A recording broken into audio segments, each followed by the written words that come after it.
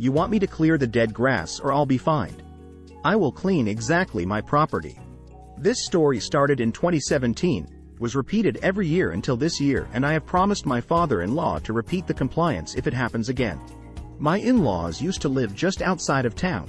They moved this past fall to my MIL's home island and we moved in their place. And when I say just outside, I mean about 2 meters outside of the city plan. To be exact, and important for later, the city plan reached up to the middle of the dirt road that separated their property with the neighboring one.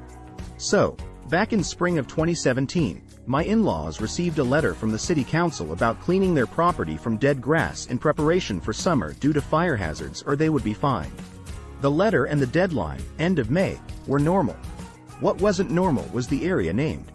It was their property, the property next to them, inside city limits, and the road in between. My Phil took the letter to the council and explained that the property next to him didn't belong to him and couldn't clean it. They appeared to accept it. But something was nagging him. Now, my Phil had worked in 2 companies in life, both of them handling big government contracts, and his main job was to take care of red tape and government bureaucracy. So he found the exact law that said that the owner was responsible for their property and the city was responsible for any roads and any properties inside city limits that an owner couldn't be found.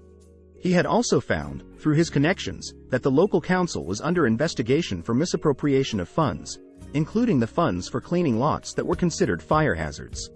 The tactic they used was to include lots that fell under their responsibility to nearby owners and either intimate, with the fear of a fine, to clean them or fine them and pocket the money.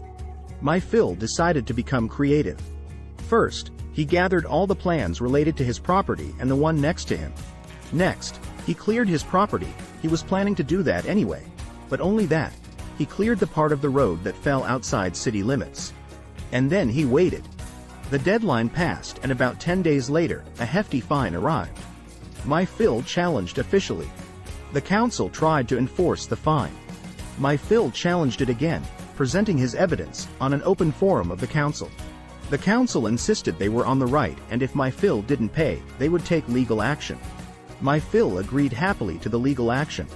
This led to the court appointing an outside inspector to check the property, the city plans and the work my Phil had done. The council not only lost the case and had to pay legal fees, but were forced to an outside audit that led to a couple of councilmen facing criminal charges. Every year since then, my Phil used to clean his property and exactly up to the middle of road next to him.